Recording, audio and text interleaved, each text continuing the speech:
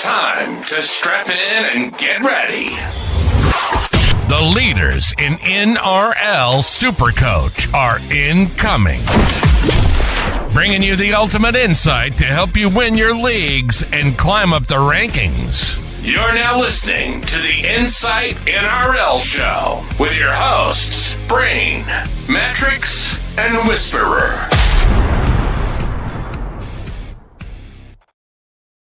Yes, g'day. We are late, we know. Apologies for running a few minutes late. Thanks to Mattrix, you can blame him. But you're watching the Insight NRL Show, and we are back for round 15. It is TLT, and the show is brought to you by the Standard Squeeze and Ryan from Astute Newstead. I'm the Supercoach Brain, joined by, at the moment, the Supercoach Mattrix. No, I'm not. You're not Mattrix. You're Whisperer. Okay. Hello. It's been a minute. It's good to be back. Good to be home. Been on the road for probably the better part of a month. So it's nice to be home, mate. My rank is halved, but not as much as I want it to, but it's more respectable. And trades in the bank, which is always good. Yours is looking much better than mine. Not too bad. I feel like I've just had like constant green bar 1 week over the last maybe 6-7 weeks, which has been nice. Start to make the right moves instead of the wrong ones for once. So that's been handy. But hopefully continue to move through the buy period. Usually, I don't know about you, but the buy period for me has always been where I've gone quite heavy, quite aggressive to try and make rank up as an overall player. So yeah, this has kind of been the plan the whole season, and it's nice to see that it's paying off. And even though you're not where you want to be, like you've made some pretty good moves over the last month or so as well. Yeah, I think my best moves have been not making many at all. I've probably saved 3 or 4 trades in the last month or so. But it was on the improve. Posted on Twitter that I had like 8 green arrows in a row. Last week was the first one where we didn't. Lost like 200 spots, and I posted that Latrell scored about 30% of my points last week, so good for him. But good teams in good stead. Just having to look at buy numbers for the Peruvial important round next week. I think we're short a couple, but the better we go, obviously the more numbers we have. And we finally get our third co-host who had a computer issue at 6:58, which is great when we're recording at 7 o'clock. Mattrix, hello. Yeah, gee, it's good to see you. It's been a while. It has, my friend. It has. Welcome back. The man who made us start late and then didn't even turn up for the intro. So how good's technology? Oh, I love it. How good's kids? We come in. Theo likes to see the little app where they do this, and he sees himself on TV. And it's great fun until he pulled the cord out on the keyboard, and I think he broke the connector somehow. Yeah, good. Excellent. Well, and now we're here. We got here and we made it, and everyone in the chat has been calling for shots. Now, I'm seeing 10 shots for 10 minutes late. You've got basketball. You better tell them that you might not make it. No, I'll be taking shots. Just a different not type. The ones we're accustomed to, yeah. Oh, okay. Yeah, unlucky. But anyway, we should dive in, shouldn't we, guys? We are live as we always are. So drop your questions in for round 15. We'll answer all the good ones as we get to them at the end of the show. And please hit like and subscribe if you haven't yet, and that follow button, and leave us a review on audio if you're listening to us over on Spotify or Apple or Google or wherever it is that you get your podcasts. We kind of touched a little bit on last week already, Josh and I, but Matty, obviously lockout's done. We spoke last night about how the week went, but quick summary after lockout, how'd things shape up? Yeah, no good. 986, boosted to give myself some captain options, bringing in Cody Walker, Karaz, and Fafita. I feel like I was having a look today, and I was looking at round 16 and round 19. I think I'm in a pretty good position right now, so I'm not too disappointed. But yeah, it's just disappointing to rip a boost to bring in who you think are 3 of the best options this week, and to see 2,000 green arrows. Oh, red arrows. Yeah. Yeah, it's tough, isn't it? Especially when you pull a boost. Usually the boost is used because you want to kind of try and find an advantage somewhere, and maybe it'll pay off in future weeks. So fingers crossed. But should I mention the fact that I've jumped you now, or would that curse me? Because every single time I brag about the fact that I'm ahead of you fucking take off. Yeah, I don't know. Like I've held on. I prepared myself for this. I've held on to some blokes like Crichton and stuff to have a little bit of a dig. It's just the roller coaster of me beating you. It'll happen. Don't worry. Mm-hmm. Yeah. We'll see. We will see. There is no trophy this week, Ian. We've been talking about it for a while now. That we're all going to go and buy plastic crowns, and whoever gets the highest score wears the plastic crown on the show for the week. So I think we're just going to have to organise that for next show or next Tuesday. But we've talked about how we're going. Let us know how you went in the comments, and let's have a chat about some injuries.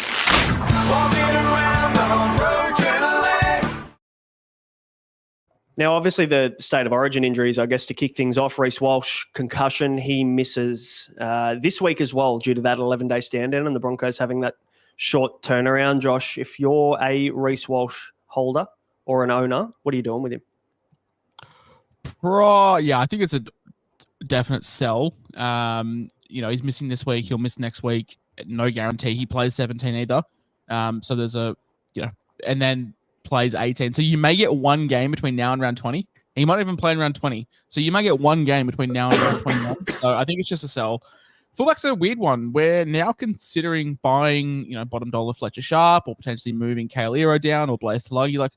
We're now just looking at not running two premium fullbacks because there's so much uncertainty with Edwards or Tedesco, Latrell as well. There's no guarantee that he's available for next week with Suaalii being suspended. I haven't been on the podcast since Origin, but it's good to get it. Nothing is ever in doubt when it comes to Origin.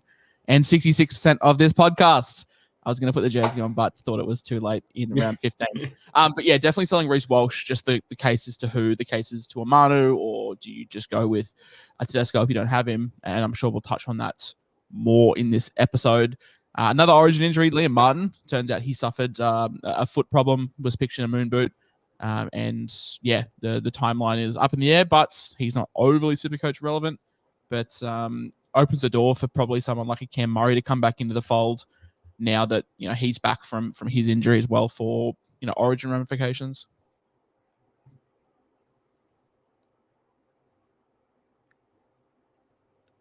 Wonderful chat. Yeah, I think it's actually Braino that's fizzled out there, but Murray Taulagi has a shoulder injury as well, and Reece Robson has that injury in his neck. So there's a couple of Origin injuries, some HIAs, Josh. Yeah, Solomon Alamolo suffered a HIA for the Tigers, as did Remus Smith, two guys that aren't the most relevant players in the world getting around. Nor is Alex Twal. He suffered a foot problem for the Tigers. Saliva Havili does pose some interesting ones because, Talis Duncan's thereabouts. We've seen Keon Kolomatangi been named at lock with Cam Murray coming back on the bench. So the rotation there for South is pretty interesting, but Saliva Havili, could open up some options for Talis Duncan. But I think the most promising one, or the most Supercoach relevant injury last week, was David Armstrong suffering that quad. Braino, it's good to see you back, mate. David Armstrong quad. There was rumors going around that he was dropped, injuries and whatnot. But a wild 7 days for David Armstrong. Rejected a deal from the Roosters, re-signed for a 2-year extension, and now today has requested a release, which has been granted. And by the sounds of it, he's off to the Super League next year. Bit of Tex Hoy about him, but yeah, this quad injury is that do you think it was a cover up, or do you think it was like a genuine injury? Because it seems like he's now out of favor. I don't know whether it was a cover up. Look, it might have been. I don't like to kind of throw that kind of shit out there because then it kind of just creates a lot more question marks around everything else. But at the end of the day now, we see that he's probably on the outer. And I think that's probably the main thing you can take from that is whether it's an injury or not. It looks like he's looking to move on. And I can't imagine they're going to be using him too much moving forward, I would say, unless they absolutely need to, especially with Fletcher Sharp there now. Just give the kid some time before Ponga comes back, I think is probably the way it's going to go. So, David Armstrong will feature in the buy, hold and sell, I would say. Also, Jack Cogger here, done a groin. Looks like he's all right, though, for this week from what I've seen. Hamoli Olakawatu with the calf, though, was probably the big talking point, wasn't it, from not just New South Wales, but for Manly through this period and for Supercoach owners more specifically. The one thing I'm looking at with Hamoli, Mattrix, is the fact that he's going to be dirt cheap in about 3 to 4 weeks' time. So he's going to be an awesome target for. You could even get him before Origin 3 and just bank him, knowing that he's probably going to bottom out around, I don't know, probably 550. Is he on your radar? Yeah, he was probably, because I've got this next guy, which is Jacob Preston. So I'm even considering holding Jacob Preston if I can, and then just doing the trade to Hamoli when he comes back, because he's going to be cheap. I'm trying to save some trades. And yeah, as long as everything tracks well with Hamoli coming back, Jacob Preston sitting there and not playing, he's not going to lose any money. Yeah, it's true. It's definitely relevant there. When a player gets injured, they're not going to go and tank their value. So could be an advantage if you've got enough players to put on the field. With the Jacob Preston one, 2 to 4 weeks by the looks of things, from what NRL physio said, with those ligaments in his foot. Initially, it looked like he was, and there was risk there of a fracture or a broken ankle, but it's come back with the best possible result for Preston. So the question now becomes, what do we do with him? Do we hold him? Do we sell him now at that price? Some things to think about there for sure. But let's move into the weekly preview and talk buy, hold, and sell.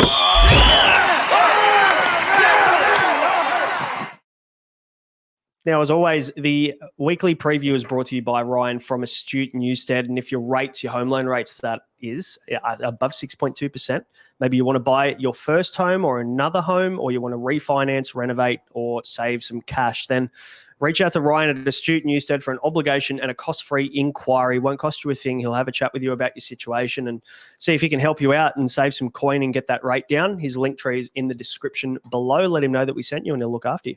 Now, buy, hold, sell this week. I tell you what, I reckon there could have been 10 in the buy list this week. There are a lot of players that are floating around that have really nice draws. So let's start with the trade targets.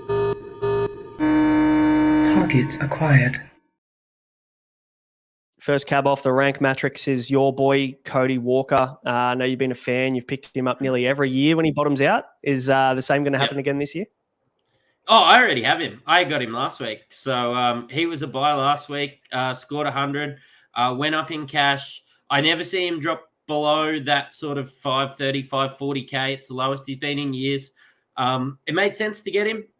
You're now paying late 500s, which I would say is an easy swap from some guys like Lockie Galvin or even your Ethan Strange if you're a bit sick of those guys. He's just sort of that mid-tier guy, but during the Origin period, for me, he's an upper-tier guy because the best guys are playing Origin, except for Dillbags. What are your thoughts, Josh, on Cody? Bit of rocks or diamonds about Cody Walker, isn't there? Yeah. I'm just not sold. Like, I don't think he's that much of an upgrade on Galvin. Galvin's averaging 57 this year in a rookie season. If you're concerned with this broken hand, then sure, but he's been playing through it and still been going well. He scored a 28 last week, got battered, has the week off this week. Contract talks up in the air, who knows? But I think he's someone that you can pair with Galvin. I wouldn't be selling him for Walker. And as good as Cody was last week, it did take a bit of junk for him to get a good score. He can come out and score 12 points this week. It's just who he is. And if you're prepared to ride that wave for him, I mean, I assume he's at a pretty decent price, sitting at 597K. Yeah, I mean, it's steep, but we know what Cody can do. He's got nearly a 200-point game to his name in previous seasons. For me, I'd rather just take cheaper stocks outside of him, whether that be center targets or wing targets.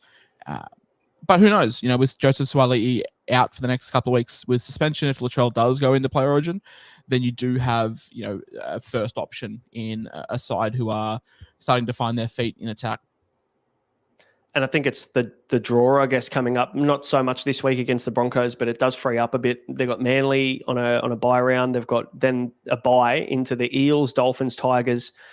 So 3 teams that concede a lot of points. So that 18, 19, 20 little run there for them is pretty attractive. So that's probably the enticing factor, I think, with Cody Walker. And negative break even still. So it's kind of feels like now. I was going to say, he's a guy that I feel like, though, if you buy, you just ride him till the end of the season. Like, I'm not really wanting to pick him up for 600K with the -5 break even. Like, it's a keeper move, in my opinion. And, I'm sitting personally with Plath and Galvin, and I've probably got no reason to jump off either of those guys yet. But if you've got some dead spots in your team, then yeah, Cody could be absolutely fantastic to have that. Just the one thing on the Rabbitohs, look at the end of the season for their draw from round 22. From round 22 to 27, they play the Sharks, the Storm, the Panthers, and the Roosters. So not exactly an easy end to the year for the Rabbitohs. So worth keeping in mind, I guess, for Cody Walker is, you don't have to play him at the back end of the year. Hopefully you can sit him and you've got another 5'8" you can rely on. But something to consider, I think. The problem with that 26 and 27 is if you do want to trade him out as well, you're going to have a lot less warm bodies, considering we know that mass restings happen in 27. So it's like, I know we're in round 15, but it's worth taking into account that how depleted your squad is going to be in 26 and 27. And Cody is going to be a guy, if you play cash leagues or you strictly play head-to-heads, whether it be your grand final set in 26 or 27, Panthers at Bluebet and the Roosters at a core is not a fun matchup to have when you're playing your grand final. Not at all. How about the next one, Mattrix? Another fan favourite of yours. Yeah, Joey Taps. I tell you what, he's looking good. His minutes are up. The draw's pretty good for Canberra. I don't think they play one of the next two major buy rounds. Play all the minis coming up. Always plays into form through this period due to his accent.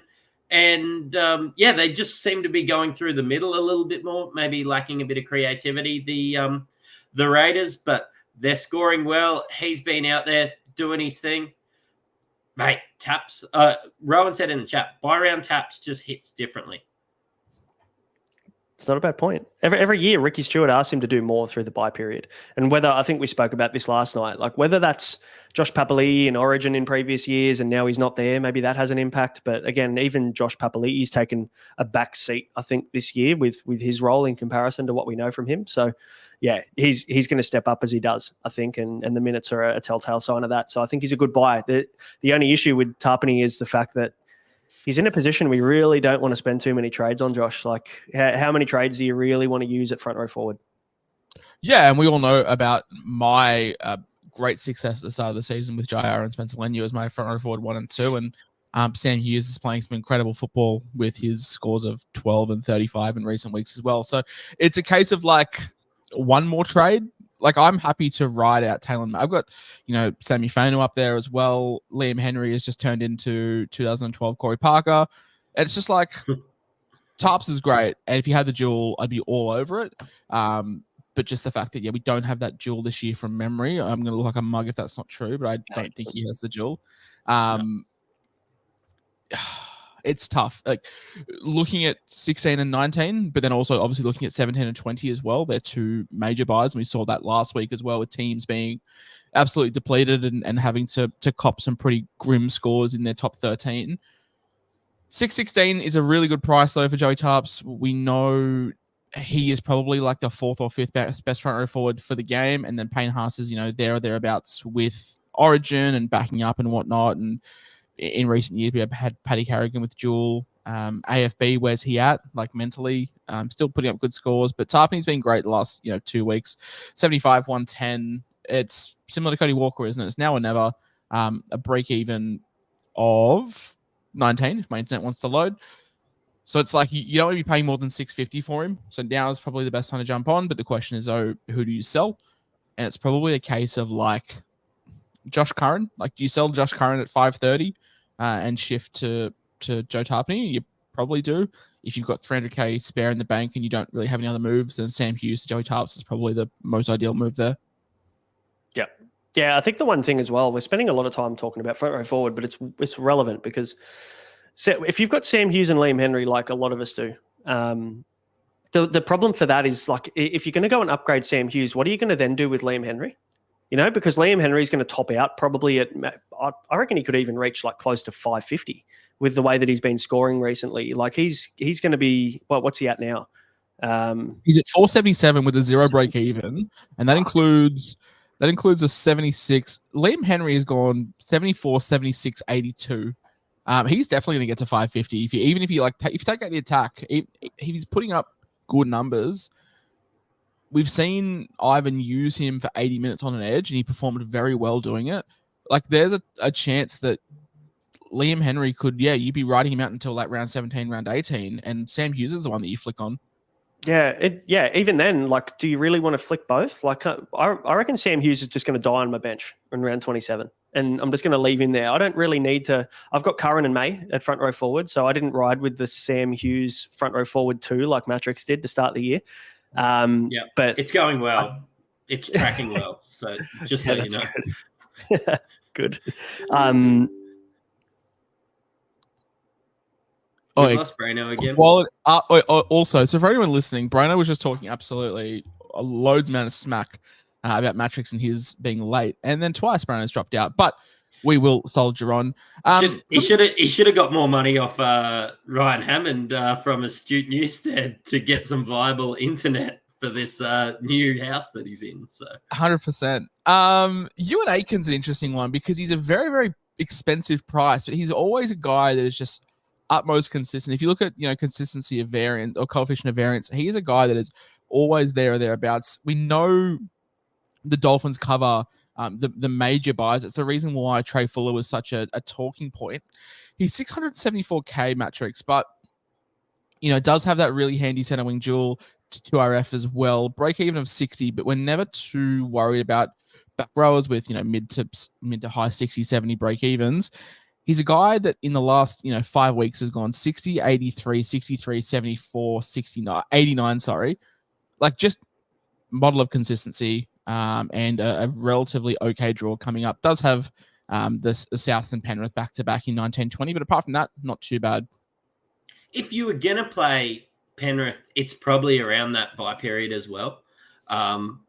So yeah, I actually don't mind Ewan Aitken. I think his value this year is at second row forward, where it's always been at center wing for Ewan. So yeah.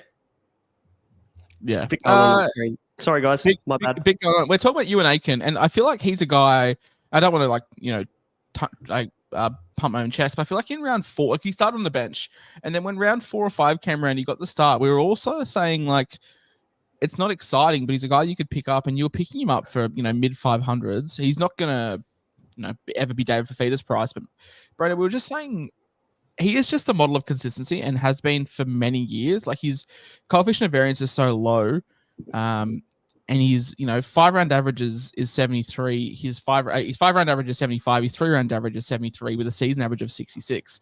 He's always a guy that he'll never let you down. He's also not the sexiest pick, but it's just that 630 price tag, which is a little bit gross, but you're getting all the major buy rounds covered with Dolphins assets. Yeah, I think that's probably the main thing is they play 16-19. They also, he's got the dual as well, the 2RF CTW dual, which is beautiful. If you've still got a Jamin Salmon sitting there, you can play a little bit of flicking around during your trades and things like that.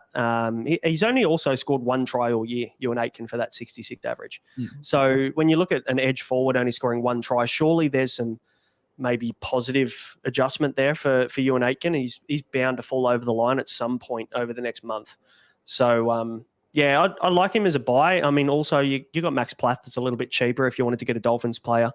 So that could be an option there as well. But I do like Ewan Aitken. I think the only thing that kind of scared me off in Mattrix was Lemuelu floating around, Felice Kafusi obviously playing on an edge, but that role for Kafusi seems to have changed enough now for us to buy into Aitken, do you think? Yeah, I think so. I think Felice Kafusi is... I was actually surprised to see him in the Origin squad. I know that experience is something you can't replace, but I was surprised to see him in that mix, especially when you've got the likes of David Fafita and stuff out there that didn't get a run. But yeah, Ewan Aitken, he's got all these guys around, keeps getting minutes, keeps getting points, isn't scoring tries, probably for once. I think I've always seen him score tries and then go on a little bit of a run that way. But yeah, this year he doesn't seem to. The draw's golden for the Dolphins, or at least availability is your best ability through this period. So yeah, I don't hate Ewan Aitken. I hate the price, but who else are you going to get? Like second row forward outside of your Eli Katoas, Fafita, now with Preston going down, with Crichton playing Origin, it's a bit of a wasteland. Tricky. And so it's you got Armstrong that's sitting there in your center wings as well. Like this is the beauty of it. He's so handy. I mean, lowest score this year of 50. Like he hasn't ever let teams down this season. That was the first game of the season for the Dolphins. So yeah, I mean, I don't hate it. Like Armstrong to him is 220K, but you're getting a keeper. I feel like he's a guy. I would suspect by the end of the season we're probably playing 6 center wings every week. Like we're probably gonna have four or five staples and then one matchup based. And I feel like Aiken could fit into that, third or fourth center wing slot. He's never going to score you 130, 140. But we've just seen like a low score of 50. I really, really like him as a stable option in your center wings, or even, an upgrade on Curran if he is out for, 2 or 3 weeks. Yep. And for anybody who's got Samuel Afinu in their 2RF, you can flick him up and move Curran on from your front row forward as well. So, yeah, a few things you can do there with you and Aiken. Good flexibility there. But and we've got 2 more buys on the list here, guys. We've got one that we don't necessarily agree on, Josh, or maybe there's some more question marks around James Tedesco this week because he's maybe a guy that's in your trade plans this week and you're a bit unsure. So maybe run us through your thoughts there. Yeah, I mean, if we knew what was happening with Origin, you pick whoever doesn't get picked. It's Edwards or Tedesco. And like I was talking to you boys last week when I wasn't on stream. Like there was plenty of people out there that would have bought Dylan Edwards for the Origin cover and then had to pivot. Like, Mattrix, like bought him in like round 9 or 10 and then had to buy Tedesco in round 13 and then he was out. It's just really, really unsure. Like, obviously, New South Wales lost. Edwards didn't play, but from mixed reports, like Tedesco was probably one of New South Wales' best. So you're like, what happens? Does Madge just stick to his guns and pick the fullback that he wanted to pick if fit? Or do you try and keep some kind of combinations together? It's really tough. I'm looking at Manu or Tedesco, I think, as my upgrade on Walsh. It's just like, I don't know which area to go. I probably will take the risk on Tedesco, knowing that if him and Latrell both get picked, it's not the end of the world in round 16 because I do get just the best 13 regardless. But we can just rinse and repeat everything we've said about Tedesco for the past 5 rounds that he's played. He's been probably the best Supercoach option behind, I'd say probably even in front of David Fafita. Like the past 5 or 6 weeks, it's been Crichton, it's been for Tedesco and Fafita. Like, what more is there to say about him and the form that he's been showing? I agree. What do you think, Matty? You came out and said maybe it's not a popular opinion that you thought Tedesco was one of the best on ground for New South Wales, but maybe people are with you. I just copped an absolute pizzling on Twitter, but that's not uncommon. People love having a crack at the champ. But honestly, like, I wish I could find a way to get Tedesco in this week. Tedesco was the guy that I've wanted, that has been the big option, but carrying Crichton, carrying Manu, carrying Dom Young, carrying Terrell May, I'm just not sure I can do it. I'm not sure I could cop the heartbreak either of what if they just brought Tedesco in at 18th man and I've got Dylan Edwards and I've got the 2 best fullback options that I'm just missing through this period. I couldn't cop that at this stage, but for the record, I think probably Dylan Edwards will get picked just because they didn't win. And the plan was to have Dylan Edwards there.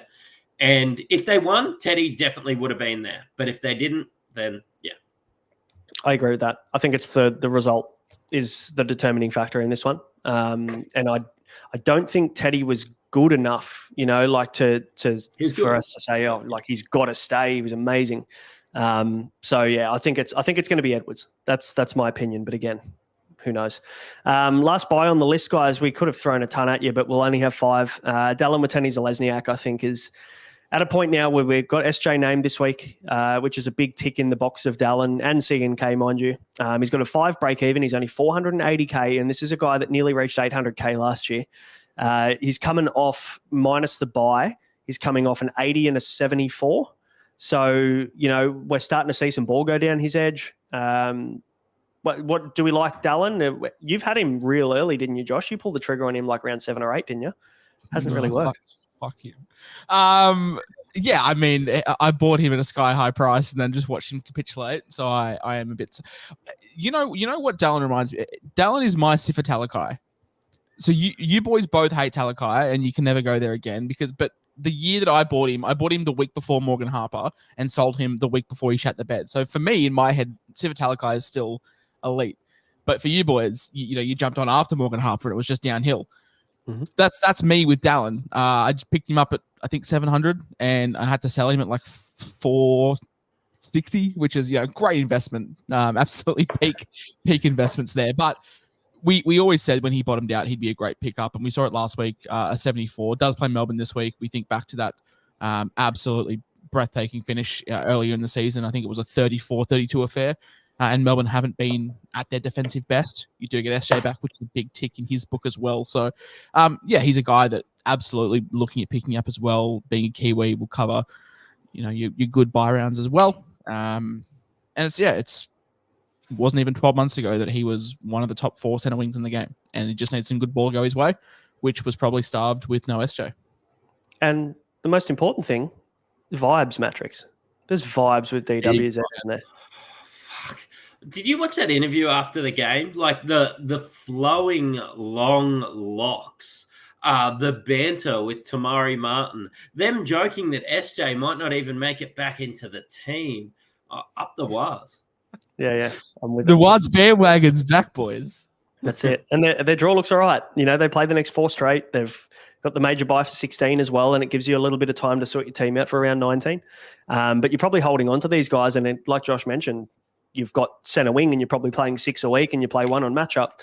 Dallin's your guy you play on matchups in the nice matchups. Mm-hmm. Him and your Ronnie Mulitalos are the guys that you're just going to kind of filter in and out of the team based on who they're playing. So Marju as well, like those guys that you're picking up for your mid 400s at the moment. Yeah, there's plenty of sunken guns. There's plenty that you could pick up this week for sure. But sorry, go Josh. There was one player that I floated to you. Well, I posted on Twitter. I've got 2 players. One we just mentioned, Sifa Talakai. We're not too sure on Teague Wilton's return. It's an AC joint. We could be looking at next week. We could be looking at, around 21, 22. Physio seems to think around 17, 18. But Talakai at 388K off the back of an 80-plus game this week. Can we go there again, boys? I kind of was having a chat with a couple of the guys in the Discord about him last week. And it was out of him, Kelmatualangi, and I can't remember the other one, but there was 3 guys you toss up, and Talakai's in the conversation, I think, last week. And the only reason I didn't go there is just because of the uncertainty around Teague Wilton. And we know that AC joint injuries are just so inconsistent. Like one will come back next week, and then another one will take 6 weeks off. It seems to be a pain tolerance thing, I think, from what I've read on it, and from what we've seen from previous players with the same injury. So I just feel like the issue with this is then Talakai just goes back to the bench and becomes an AE nightmare for me.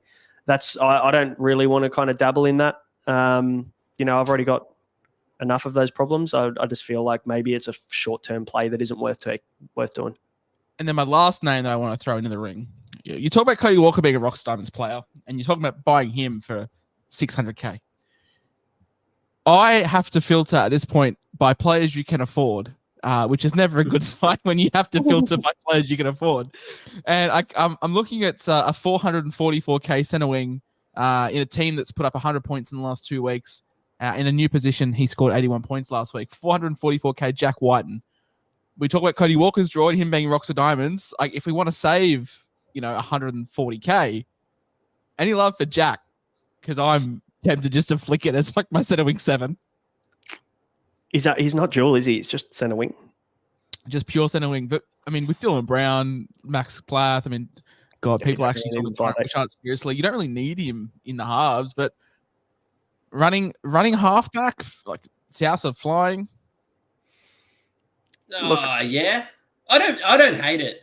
I don't mind thinking outside the box on a Jack Whiten. I think he's a bigger name that a few people have actually jumped on. I've talked to some people that have jumped on to him, but I don't know. It looks like Cody's doing a lot of the playmaking there, and maybe it's just the fact that, look, they absolutely pumped last week. They pumped the Titans last week. They're not playing them every week. You just tried to talk me out of Cody Walker and his run home. I suppose you don't have to play Jack Whiten if you get him in at 440K. No, he'd be he would literally be my center wing 7. Like, I wouldn't put him. So if I got him, he would be behind Dom Young, Val Holmes. Blaise Lung is somewhat of a premium now. He'd be behind Mulatalo. I'd probably say he's behind Marzu somehow and behind Eero. So he'd be my center wing 7. And I've got 440K to spend. I just don't know who to flick it on. Yeah, nah, I'm not a fan of that. To be honest, I don't know. Maybe it just doesn't excite me. Maybe it needs to ruminate with me. Maybe I'll come back next week and I'll be like, guys, this guy we've never spoken about before on the podcast. Have you guys looked at Jack Whiten? We'll see. But, you know what that looked like, the look on your face? It's like Whisperer just chucked a Jack Whiten fart, and it's just taking a while. So it's going to marinate in the office. Braino's just going to turn the aircon on, shut the doors, and just let this Jack Whiten fart come through. And he's going to walk in next week. He goes, "Yeah, I might get Jack Whiten." Yeah, after he's on like 12 points in the 75th minute and scores like a double late in the game to finish on 70. You're like, boys, why are we not talking about Jack Whiten? Nah, you know what? Instead of, as weird as this sounds, instead of Jack Whiten, I just fucking pull the pin on Alex Johnston and just fucking leave him there as my centre wing 7. Yeah. You know, I'd probably rather that than Whiten. They've got the same floor, but AJ, we at least can score. I mean, AJ, like full transparency for all the chat, I have not watched a minute of footy in probably 2 weeks. I've watched brief highlights. But I look at South scoring 46 points and see AJ on 9 and just wonder what the fuck happened. Like, genuinely. Having the tea party on the wing. Yeah, they just went right, didn't they? And they just shredded him through the middle, so they didn't really need to shift left too often. But anyway, it is what it is. But the good thing is we don't have to get AJ. He did score 9 points last week, but we know what AJ can do. And he's definitely he's not also the 400k with 100 break even. I didn't think that was possible. I didn't think you could be priced so mid and have such a shit break even. Round 16, you can pull the trigger on AJ, I reckon, once he's 410k. But we'll talk about that next week anyway. Cheapies, quick chat about cheapies, and then we'll move on to the holds. Matty Fiene, however you pronounce his last name. Michaeli Ravalawa looks like he has or will be copping a little bit of a ban moving forward due to the fact that I think he called a ref a CUNT. So you've got to call a ref something pretty bad to get just straight marched. It looks like he got sent, but obviously it looks like he's going to miss, I reckon, minimum 4 weeks. So does he get that time, Matty Fine? Yeah. Don't hate it. It's just a bit gross, isn't it? 370k. It's a bit. Yeah, it's an awkward price. How you going for a pretty mid team? I'd be all over it. What about Lehigh Hopewadi then? Because I mean, is he fullback only? Yeah. So.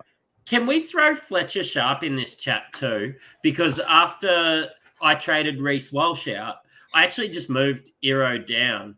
And I'm just looking at maybe trading out a Armstrong for obvious reasons. Doesn't look like he's going to be playing any NRL anytime soon. And like, who do you guys reckon would be the best option out of a Fletcher Sharp or a Hopewadi?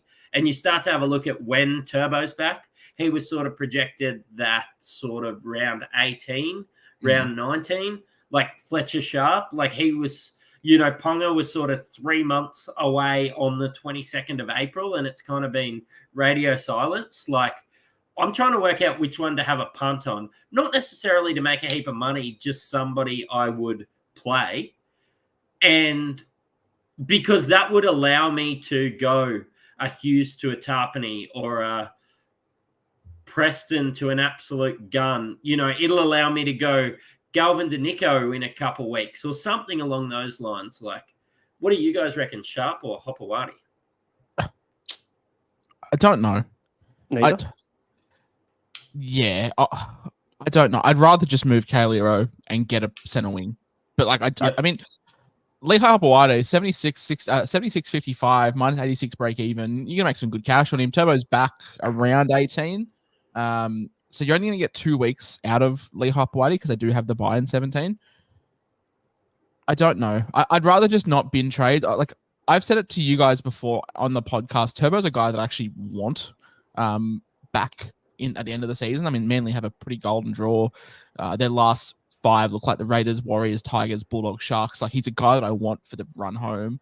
And I don't know if I just want to be making continual changes. Like I'm looking at my team right now. And as I said, for me, it's like Jack Whiten. If I do trade Armstrong out this week, where I'd rather I've got enough depth where I can just wait and see if anyone else pops up. AJ being the prime example, with a 96 break even, if he can come out and score like a 70 this week, then we get him at an even bigger discount next week. I don't know. like Armstrong's a sell, but I don't know if it's this week, and I don't know if I'd be wanting to force a trade on a Sharp or a Lehigh Hopewade. With KP back in round 20, we get more time with Sharp. I'd probably lean towards that way, but either don't really excite me. It's not like a Dream Buller where we get the season.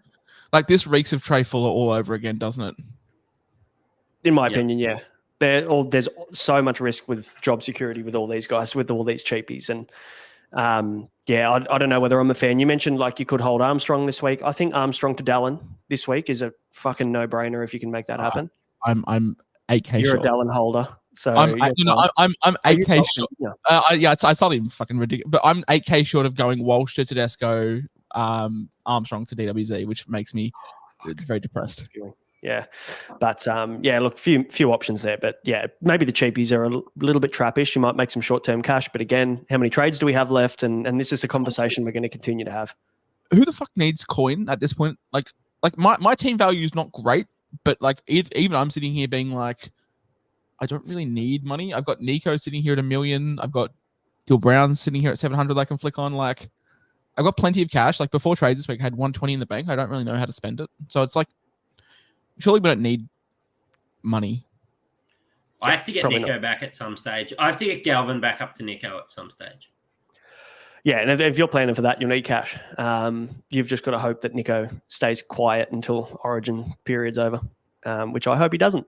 So that'll be an interesting conversation for later. But let's move on to, we've talked for fucking half an hour about the buys. Let's talk about the holds.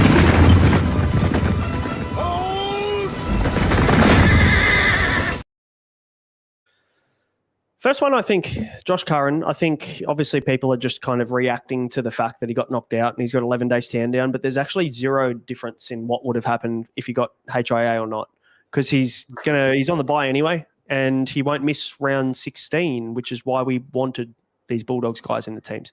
So I think Josh Curran's a hold, especially at front row forward. Obviously, that's where you're going to have him, hopefully. But I think it's reactive moving him on this week, because I think the plan was always to hold him till 16. So I think Josh Curran's a hold. Anything else to add on Josh Curran, lads? Nah, roll so good. Yeah. People are selling Blaze Talungi. He's been named on the wing this week. What's the go there? What's happening? What's the reason that people are selling him? They're crazy. It's bizarre. They just don't like points. Well, I mean, he's shown us he can score tries, right? So for me, he's definitely a hold and could be a guy that you just hold all year. If he holds on to that right wing spot, then he's an absolute hold. So definitely reverse that trade if you're one of those people. Matty Burton is also being traded out at this point, maybe reactionary to his low score. I think it was 39 yesterday against Para. Still in the win. Doesn't really matter, but look, maybe the conversation around Origin is starting to scare people. I think there's every chance he probably has the 14 jersey, maybe for Origin 2 at least. That's why you just hold for a week because they're on the buy, which is great. Like you can just same as Armstrong. Like Armstrong's not losing any cash. This is like my thing of like, if someone's not losing cash and there's no standout trade, just chill. Yep. And Mattrix, people, you sold Nico Hines last week, but if you still had him in your team this week, would you be holding him? Yeah, 100%. Like Nico is the biggest hold. He's nearly a buy this week. That's how good Nico is at Supercoach. But I unfortunately can't do it. I had Nico and SJ and Reece Walsh and Dylan Edwards. So I got absolutely peppered last week with some bad luck. My plan was to hold Nico through this whole period. But yeah, if Nico is probably the premier captain option this week, I'd say. Yeah. Does Nico play Origin 2? I don't think he does. Neither do I.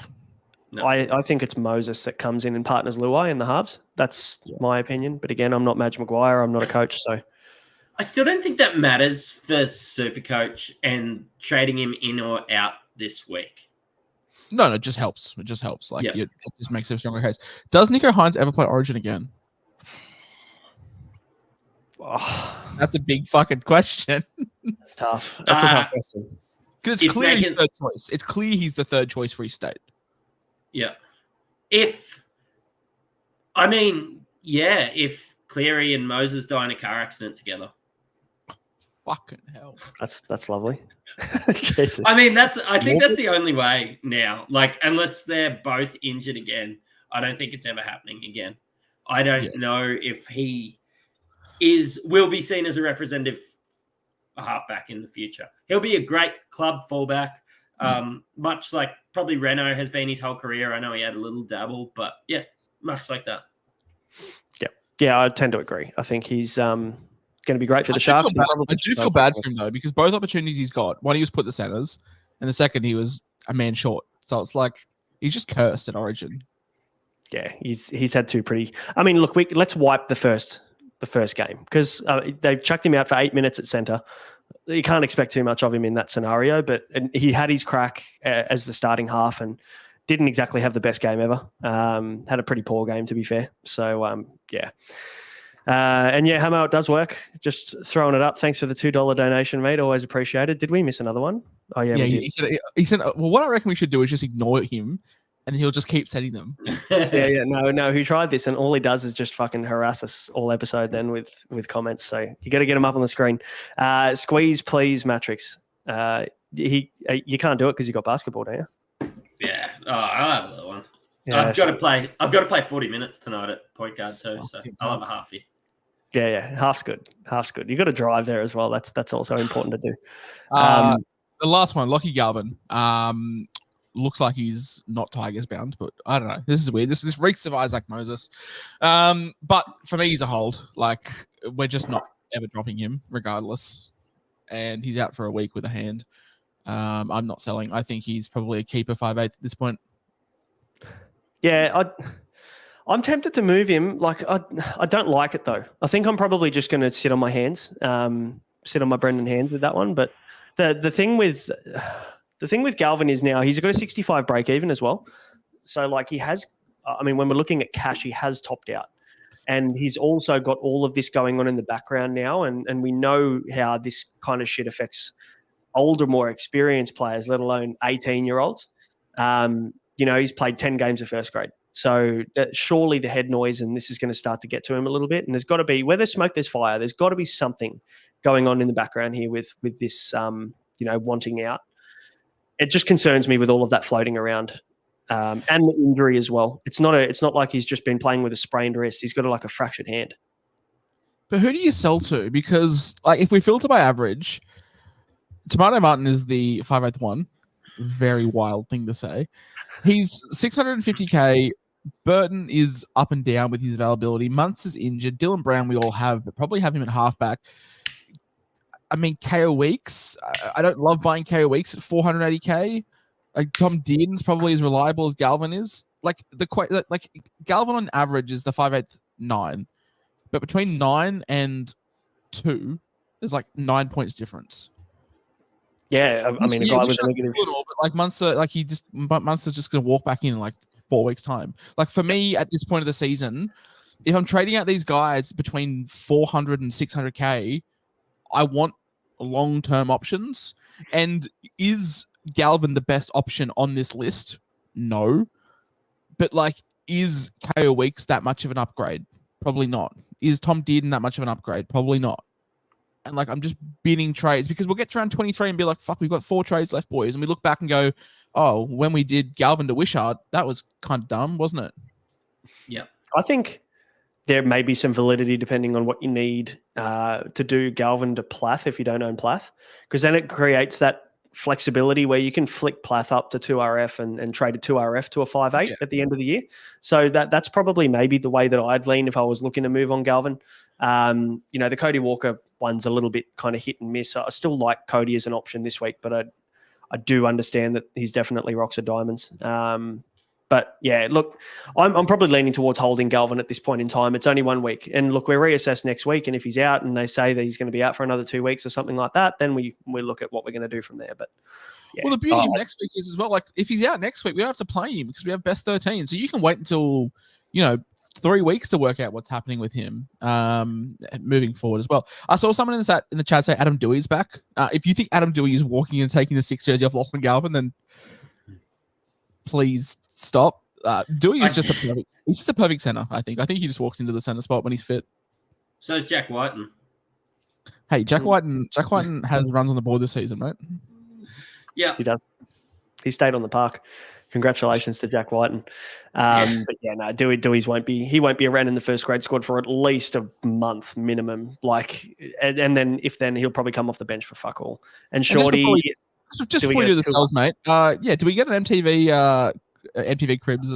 If you want to look at a ton of boxes in a garage that I haven't unpacked yet, I can come and show you those. That's pretty much where it ends at this point in time. But yeah, maybe soon. I've got to get this wall behind me. I've got to get like a insight mural on it.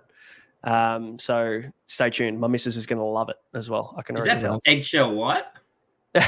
No, it's that really ugly cream color that everyone paints when they move into a new house. That's what it is. All right, let's move on. Let's have a chat about the players you should sell this week.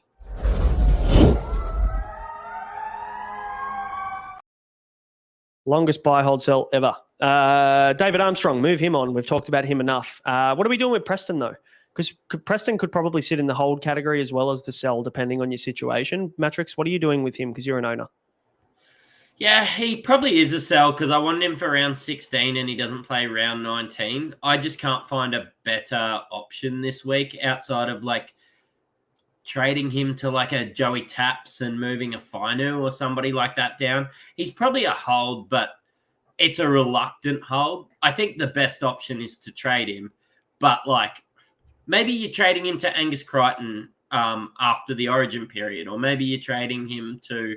If you can trade him to an Eli Katoa or somebody like that, that's great. But yeah, there's just not that many options at second row forward. I would love a downgrade option for 300K that's playable for the next little bit. But yeah, I just don't have any answers for you. 2RF's awkward, Josh, isn't it? It's one of those positions now where nearly every good 2RF this year in the top 10 is playing Origin. So you've kind of got to just go, all right, I'm just going to cop that. Like Ian Johnson said, Preston to Zayo, and just lock in 70 points a week. But you've also got to cop the fact that you're going to miss him for 2 of those important rounds, which Penrith have the bye anyway. But is that an option? Yeah, we said this a couple of weeks ago, when we were looking at options, there's in the top 10, if we sort by averages, McInnes, Olakawatu, Carrigan, Hopgood, Hudson Young, Isaiah Yeo, Angus Crichton, and maybe David Fafita are all going to play Origin. So you've got 3 names, and one of them's Isaiah, and one of them's Eli Katoa, which most people have. I don't, but I probably should be looking at getting him. The other one's Ewan Aitken, whose value probably presents itself at centre wing. So it's it's a bit grim. And then you've got other guys that are Connor Watson for 700K, and you're just overpaying at that point. So yeah, 2RF's probably the place this year, at this point of the season, to start chancing your arm a little bit, taking some pod moves and going in that direction. So that's something that I'm definitely looking forward towards. For sure. All right. So I think I'd rather go.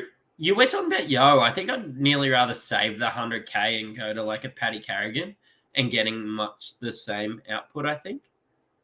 Yeah. Oh, I don't know. Maybe that's the Queenslander in you, the Broncos fan in you that prefers Carrigan. I mean, they're pretty much priced at per. Isaiah Yeo 702K averaging 74, and Patrick Carrigan 620K averaging 67. So they're pretty much priced at smack bang on what they're delivering. So if you can find points elsewhere, but by all means go for it. I mean, it's really tough. I mean, really tough. There's 2RF. If you want to buy into Victor Radley at 585K, averaging 62, but having a 3-round average of 60 or high 60s, and yeah, by all means go for that. Other than that, even when you scroll down, Mitch Barnett, he's in Origin considerations.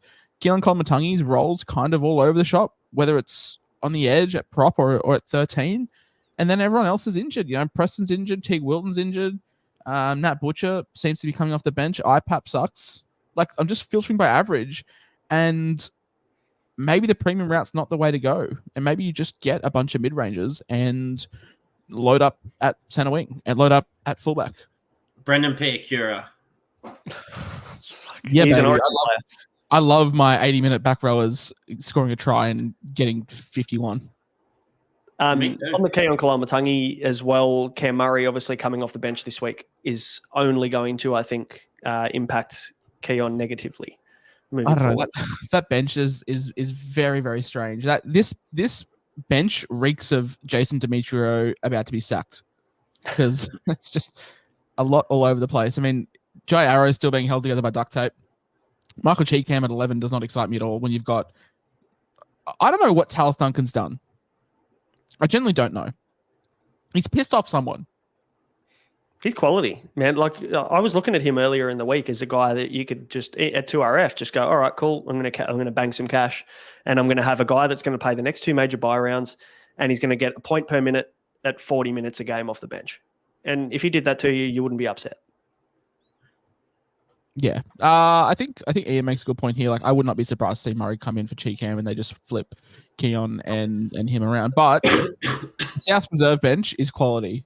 Dion Tuapa, Liam LeBlanc, Adam Christensen, Chase Chapman, and Bailey Bentley Happ. That's going to be some pub trivia questions in about 5 years' time. Genuinely, like, this South side's so depleted. I don't know why Talis Duncan's not getting more game time. And I don't know why Michael Cheekham is starting for a first grade side in 2024. But yeah, 2RF, basically, to sum it up, 2RF is gross at the moment. Like, it's generally pretty putrid. Yeah. If you've got Jules and you can use them elsewhere, I'd probably make the trade elsewhere, or just leave Preston there and just focus on the other parts of your team. The last 2 sells on this list are 2 fullbacks, 2 what we consider premium fullbacks. Reece Walsh obviously will miss this week, and he'll also miss round 16 due to Origin. He'll miss round 19.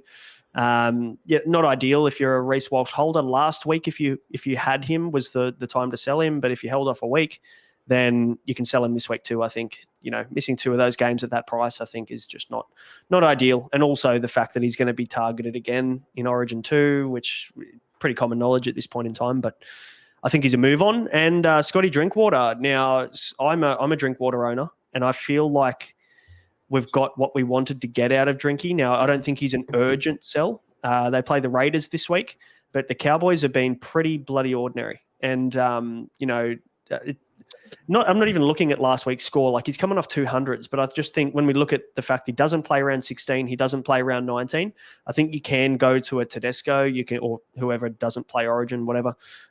Even a Manu, you can use Jules. A lot of us have a fullback and a centre wing duel to float around with there to get rid of Drinky. I've got Tamari Martin, who has a 5'8" fullback duel, and I've got Dylan Brown at halfback. So I can actually play around a fair bit with who I want to replace Scotty Drinkwater at that price. You make 30K selling the chance. I think that's probably the most obvious move. Yep. I'm a big fan of CNK this week. He's not on the buy list, but I tell you what, he's someone I'm looking at pretty closely. Matty, are you a Drinkwater seller? No, I haven't touched him since he was 5'8" eligible. Sorry, better question. Would you be? I wouldn't have bought him to start off with. But yeah, I would rather drink battery acid than have Scott Drinkwater in my team at the moment.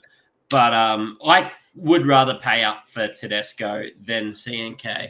CNK will be exceptional with SJ and Dallin back, but SJ and Dallin's where I'm going to get the piece of that pie. I don't think I could cop all 3 in case Warriors go back in their shell a little bit. Yeah.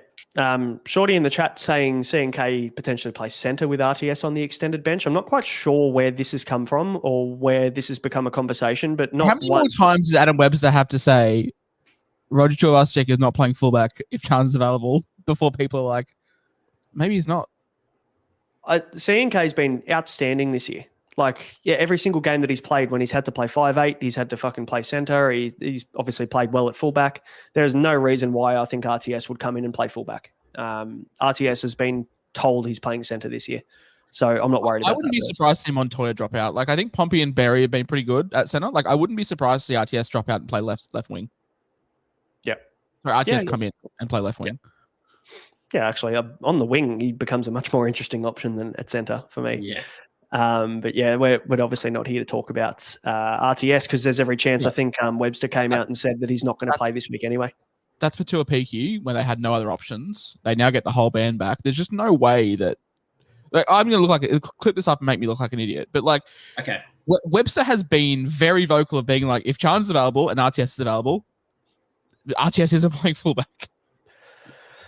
Yeah, and I mean, look, he might have been moved for Tuapiki, but is that the only position Tuapiki can play? Exactly. So yeah. Center, They're not gonna And I don't they think need it was to use- moved for Tuapiki. I think it was due to like a lack of. They would have rathered C&K there, but Harris Tavita was a little bit injured at the time, and it's almost those like saying things. it's almost like saying Talon De Silva is a better footballer than Api Coruscant because he's playing 9. Yeah. When in reality, it's like we have no one else to play 7.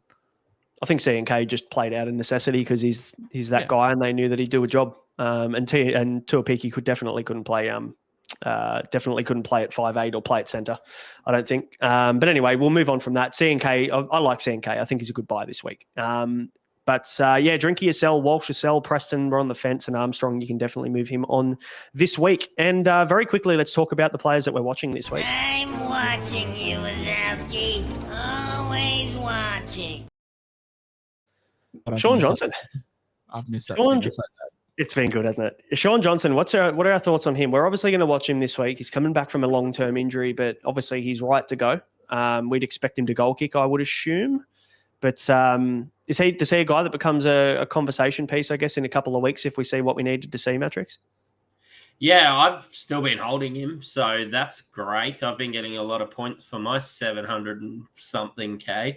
But yeah, look, I'm just excited. I think he'll lift the whole team. I think he'll goal kick. I expect him to still probably average 70, I think, through this period, even if he is a little bit banged up. I think with how good the boys have been going, and it was evident last week, he would not have been named unless he's ready. So. Yep, I like him. I think that the only issue for me for SJ, Josh, is that we've got Cleary not far away, really. Like we're kind of saving our pennies and just hoping that we can get Cleary post round 20 for the run home once he's fit. Are we really considering anybody other than Nico and Cleary for the run home? I don't know. Hot take, Cleary's been shit. Like even when he was fit, like he wasn't by far and away a must-have. Like, am I just trying to outthink the room? I mean, Cleary averaging 6. Sorry, that's a 57 this year. Like, do we have to rush him back in when he comes back? I'd think you got to wait because it's a hammy. You definitely don't come back, or you don't trade him in as soon as he's back. But I would be very surprised if we're not talking about him in round 22, 23 as a guy that could be on the buy list as a, we need to get him in, Oh, he's going to break even of 184. So if he comes back slow and gets like a 40, pick him up cheap. That break even is going to be monstrous, and we could get him for like 630, 640. Then we're having a different conversation. But yeah, at 850, at 805 post hammy, I'm keen to just wait. But yeah, most likely we'll end up with him, but it's a case of when. Yeah. We talked about Fletcher Sharp a little bit at the start, but he, for me, is a watch. A guy that we don't necessarily need to pull the trigger on straight away. He's had, I think, one game, hasn't he? So, yeah, so we get another look before his price goes up. So, and a little bit of Adam Dewey watch in New South Wales Cup. I'm just intrigued to see how he goes more than anything. I don't want him to come back into the Tigers team or anything like that, but I think just as someone who's just been featured so heavily in Supercoach teams over the last few years, I'm just intrigued with the double ACL surgery as well. Like, well, I was also told by the Molten Fantasy Sport podcast 2 years ago that he would be the top 5/8, and I was to take that to the bank. Yeah, and you lost your money very, very quickly because the bank stole it.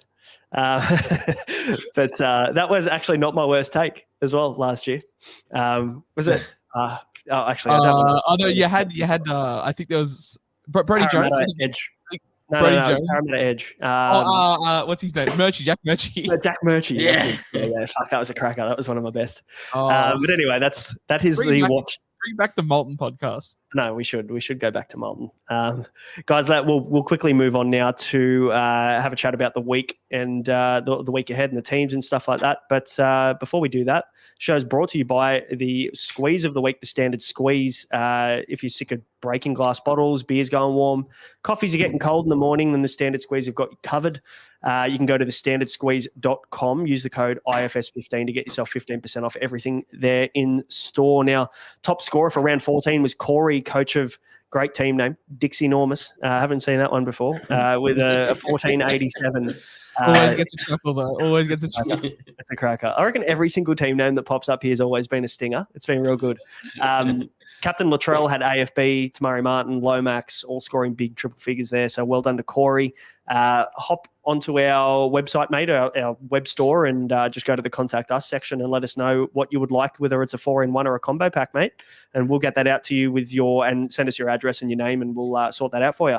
And we've got Nick, coach of the West Tigers, still in 3rd place overall and leading the Unlimited group. So hopefully Nick can keep that up.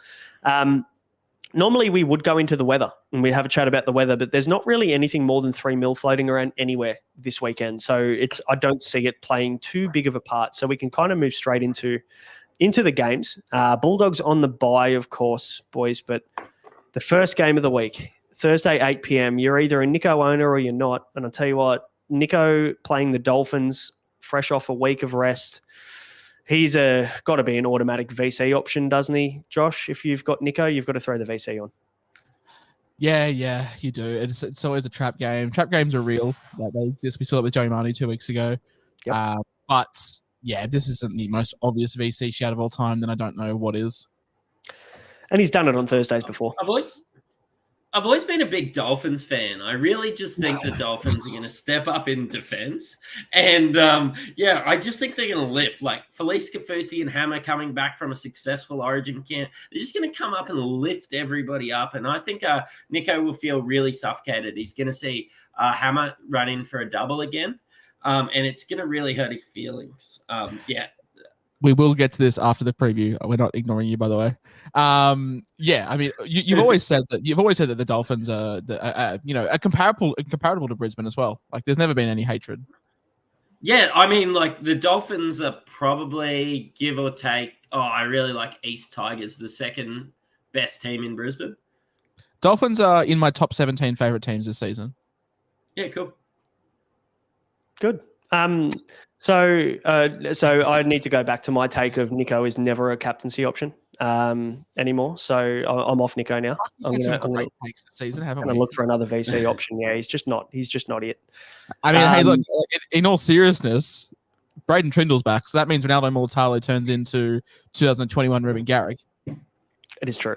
It is very true. Having Trindle back at 5'8", probably, I don't know whether it affects Nico too negatively, but I think it does affect him in somewhat. But also good for the left edge of Iro, probably a hold, and then Ronnie, if you've got Ronnie. Now, I want to quickly shout out Simon Brown in the chat because he did leave a shirt for me at my new house. And I've got it on under this jumper because it's way too fucking cold for me to be wearing a shirt. But for everybody that can hopefully see this Ronnie Mulitalo shirt, as if that's not the best. That's crazy. It's one of my favorite shirts. I'm going to wear it all the time. Thanks, Simon. Appreciate it. And I am a big Ronnie Mulitalo fan. But I'm hoping it goes all right this week. But yeah, Nico returns, Trindle at 5'8". That's kind of the only mentionable there for the Sharks. And we talked about the Dolphins options and the popular options in Aitken, Plath, even Asako. Are we starting to see Asako maybe is now a purchase leading into the back end, especially now with the major buys? Yeah, I think Asako could be a buy, but like, how many of these guys can you have? And I know we got it wrong last week with like your Lomaxes and stuff like that, but we're going to be sitting there with Dallins, your Val, your Manus, your Dom Youngs.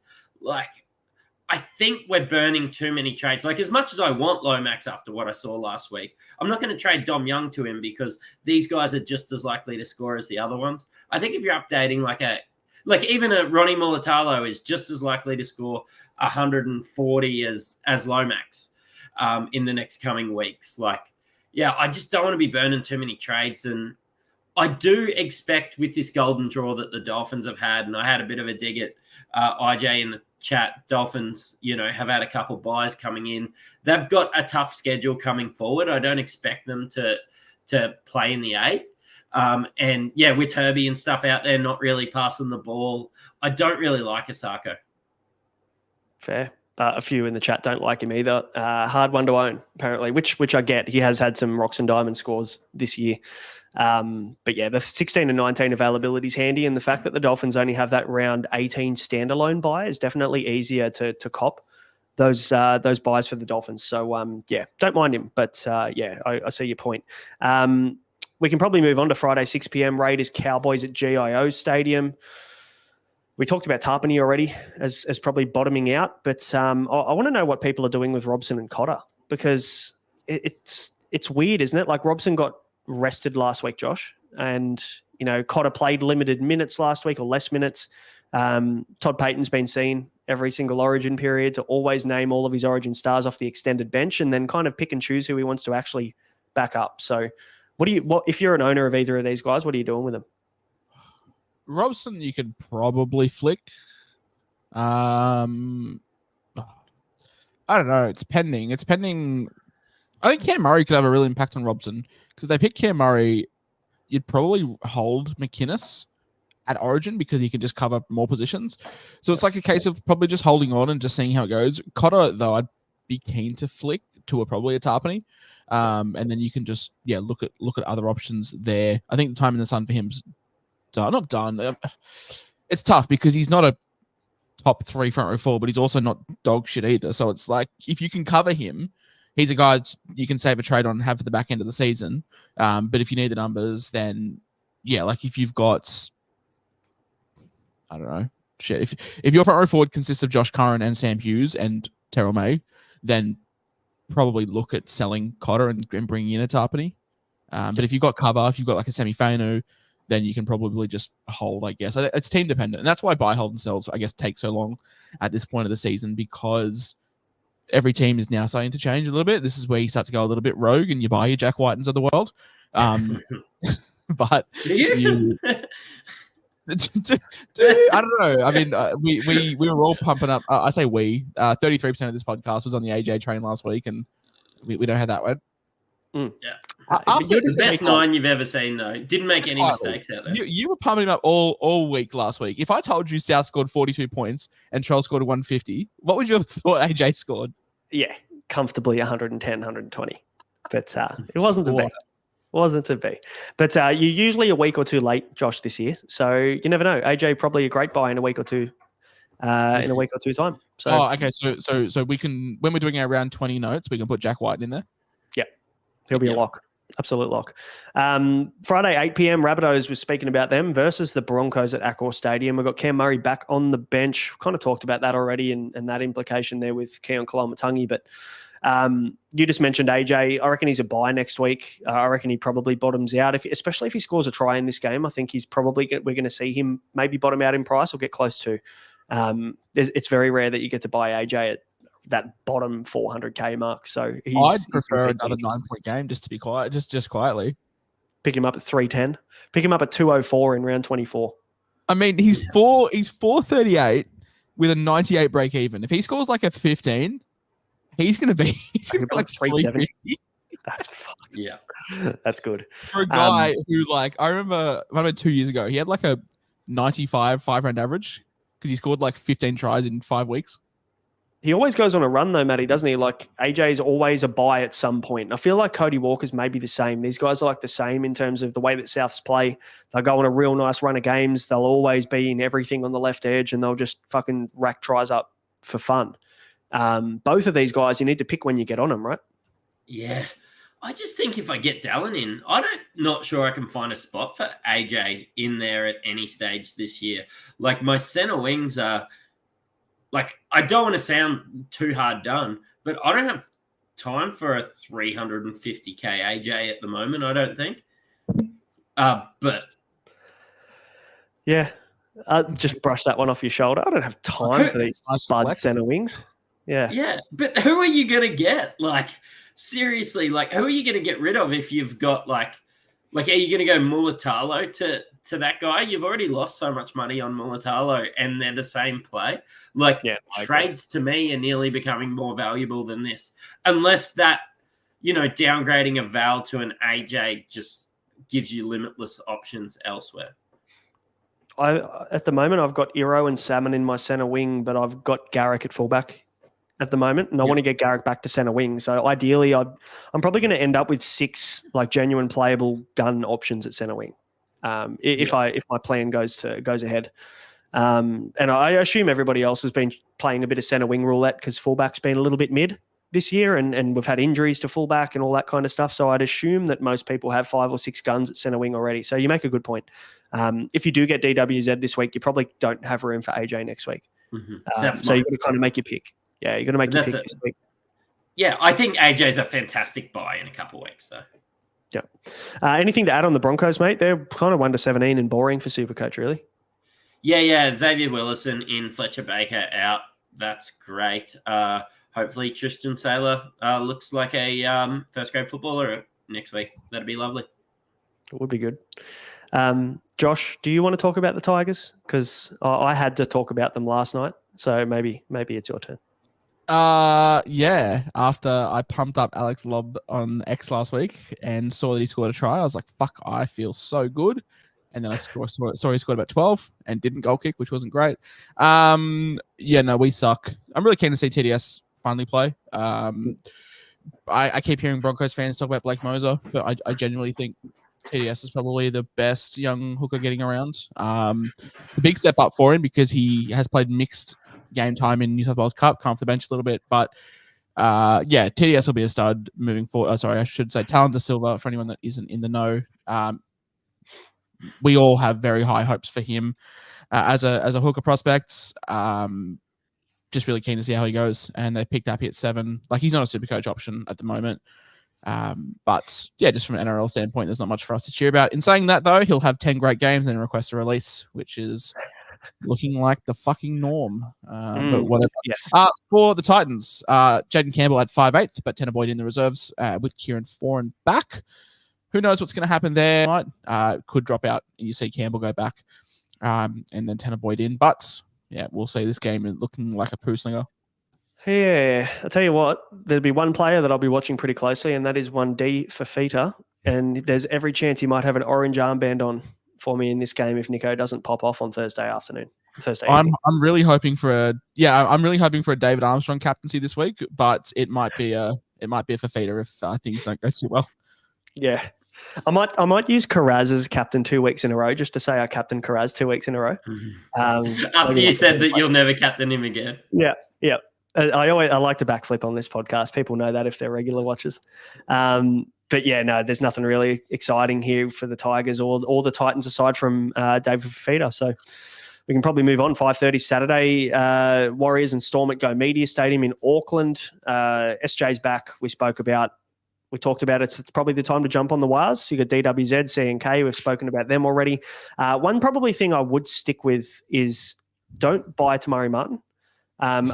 People will see the negative break even, but the cost now is insane.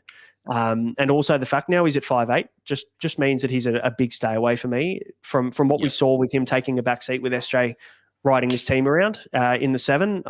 There's no interest for me whatsoever. And I'm an owner and I'll be looking to get off within the fortnight, hopefully when he tops out in price. But he's definitely not a buy. Was there some Harris Tavita also on the bench? I'm not really sure what's going on there, but I don't really like it. I'm a little bit worried it's SJ injury cover in case he doesn't make it through. I just don't really know. I don't really see him as much of a utility and offering too much at hooker or anything. Yeah, it's a bit of a weird one for me. Yeah, I'm not quite sure how it plays out, but yeah, definitely a close watch, but don't fall into that kind of negative break-even Tamari Martin trap. Not the time. I think you've missed that boat. For the Storm, Grant named to start, but again, we just never know what Bellyache's going to do we, Josh? And through this period, being a Grant owner, you've just got to kind of cop the fact that he might just start off the bench and play 60. Yeah, I mean, did some good work off the bench last week, so maybe we need him off the bench. But it's just whatever. This, we're rounds 15 in. Grant's been underwhelming, but not shit enough to sell. So it's just a case of just riding him out and just doing whatever. I mean, thankfully we do have a backup in hands this week who looks like he's going to be playing 80.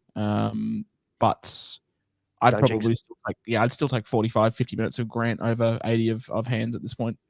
Yeah, for sure. We spoke about Wishart a little bit because he is a popular buy this week, and I get it. What about Nick Meaney? We were talking on yesterday on the wrap-up pod, and I said Nick Meaney hasn't been that great this year. And then I went and looked back at his scores and I'm like, he's got 80, 70, 90 over the last few games. And I have not paid any attention to him whatsoever. So is it now the time, Matty, to jump on Nick Meaney or even look at him? No, I think we've missed the boat. especially with Pappy maybe coming back and taking the goal kicking off him. He's been great if you got on, but yeah, I think we've missed the boat. I think there's too many other premium options at cheaper prices that, like, how would you feel if you bought Nick Meaney? It's probably how I'm going to feel about buying Carraz, to be honest. And I could have just bought a Dallin or an Alex Johnston or somebody like that, and they score just as well throughout the next period. Yeah, I just don't think now's the time to buy those uber premium center wings. Yeah, fair enough. Next one, Eels Roosters. This could be another captaincy target game, I guess. If you're someone who's holding on to Teddy, Manu, Dom Young, if you're spicy, there's a lot of options here. You got Dylan Brown. People maybe went and bought Moses when he came back. Gutho's probably going to start to pop his head up in Supercoach circles in the next week or two. So this is going to be a very Supercoach relevant game, Josh. Anybody that you're looking at here first of all as a buy maybe, but then captaincy? Yeah, I mean, yeah, obviously looking at Tedesco, he's the guy. It's him or Chance, and if I want to go a Warriors double up with Chance and DWZ, then I probably will sway that way. But you've got Crichton back. If you held him through the period, then fantastic. Brandon Smith has been stood down, dropped, or whatever. So Connor Watson looks like he's going to get the lion's share of minutes at 9. But yeah, all eyes probably point towards Teddy as a captaincy. But we do know Gutho does go on these runs. We'd much prefer him without Brown and or Moses, but definitely still worth an option. And Blaze Talongi on the wing looks like to be lighting it up. But apart from that, the bench is pretty favourable for one Brennan Hands. We do see Joey Lussick drop back to the reserves with the bench of RC Lane, Offahengawi, Makatoa. So yeah, everything's pretty much as it says on the box. I laughed at people for looking at Kelmatulagi a couple of weeks ago, but he could be a guy that does a job for you if he's going to be playing 80. But Ryan Madison lurking on those extended benches is definitely one to watch. Does Dom Young run at Sevo? Yes. Yeah. I prefer that as a vice captain option than David Fafita this week. I wouldn't be able to captain it, but like Dom Young could get 150 running at Sevo. Are you going to vice captain that late in the round? I was going to say you're not leaving yourself much options that late in the round. I mean, we'll talk about the rest of the games, but afterwards you've got who are you captaining? Deadwoods. Oh yeah. Oh yeah, okay. Deadwoods is fine. Yeah, that's or Lomax maybe against Manly like that. Yep. That's probably the only two options I could see there. But yeah, that makes sense. So long as all your players haven't played and you've got the option there, I know you'd probably have a few Bulldogs players anyway. Yeah, I've got some doggies I could move. I think I had a look. I could move Garrick to the bench and then just play him there. So, yep, spot on. Simon, very quickly, Hamo did sell me a house that doesn't have heating. Just in this room, it is a specific. It's a office setup offset of the house. So there's no aircon in here, not even any heating whatsoever. So it is cold, very cold, and about 7 degrees. All right, let's quickly move on to Sunday's game. Sea Eagles Dragons, this first game at 2 p.m. on Sunday at 4 Pines Park. Lehigh Hopewadi, he's obviously at fullback. Jason Saab, every single year I look at the man Jason Saab on the right wing and I think, oh, maybe it's the time to buy him, and then he just never does any good. So disregard that. And Hamoli probably dropping down in price is the one that I'll be looking at for the run home. I think he's going to be a 2RF option. I think from round 20, round 21. I would assume that he's definitely going to drop down in price to a point where we can buy him in the 500 mark. Now, what about people that want to buy Lomax this week? Because I had this conversation with Damien Carroll in a chat, and my opinion on Lomax was, why would you buy him now when he's only going to play 3 of the next 6? That round 20 draw for the Dragons kind of sucks. Could also score 450 points in those 3 weeks. Could. Yeah. Absolutely could. But what's the likelihood of him scoring 450 points in the next 3 games? Or even what's the likelihood of him scoring 300 in the next 3 games? Of course. I'm not keen personally. I'm just happy to wait. If I do pick him up, it'll be 21-22. But you know what? Damien Carroll is a Dragons supporter. And if that makes you happy to get a Dragons player in and you enjoy Supercoach a little bit more, then I'm all for moves like that. I think you're paying pretty high for Zach Lomax. I've always understood that you buy low max and sell high max. So. He's 736. He's 736 with a 31 break even. Does play 50% of his next month and a half. So it's like, if you're ahead, I'd buy him if you're a head-to-head player who doesn't play buys. That's probably a good point, to be honest. We do talk overall a lot, and we talk major buyers and availability a lot. But yeah, if you're a head-to-head player, Lomax, goodbye. Sunday, 4 p.m. Knights, Panthers, Sharps at fullback. What are we doing with Marju? Because again, maybe Josh, I'll throw to you because you're an owner of Marju. What are you doing with him? Are you just going to hold him and cop it? Yeah, I am. Like, I'm just like, whatever. He's been a shit buy. I bought him like 4 weeks ago when he came back, like the week after he came back. He's been terrible, but what else can I do? Like, I'm not selling to anyone. Might bench him this week, might not. We'll see how it goes. But in saying that, Tommy Talau scored 3 tries last week. So if it has to be him, why can't it be Mazu? Isn't it? Yeah, it's true. Yeah, that is true. I was about to say Tommy Talau's like 600k now. It's like just insane. Imagine if you got on up. My father-in-law is a Tommy Talau owner. Tommy Talau and Blaze Talungi, 1.3 million between the two of them. Wild. It's been one of those years. For the Panthers, Edwards returns, which is great. More so for, I think, for Edwards owners, first of all, because there's every chance he probably goal kicks in this one, I would naturally assume. Does he take that from Alamotti, or does Alamotti continue to goal kick? Oh, also, is he a buy? Alamotti? Yeah. No. I don't know. I don't think so now. Isaac Kungo is like 430k or something ridiculous. There is a reason for that. Yeah. He sucks. He was like 800k at the start of the year. So was DWZ. Yeah, true. Looks like Jack Cole's beaten out Schneider and for the 5'8" role, I guess, until I'd say Cleary comes back, or I would say we'll see Schneider in the 7 in actually no, they don't have another major buy, do they? So they won't miss Luai at all unless he doesn't back up from memory. So good for the Panthers, I guess. But yeah, we won't see Schneider again by the looks of things. So for anybody with Jack Cole, shout out to Hamo, who somehow jumped on Jack Cole and he's turned into fucking peak Andrew Johns. That's worked out well for him.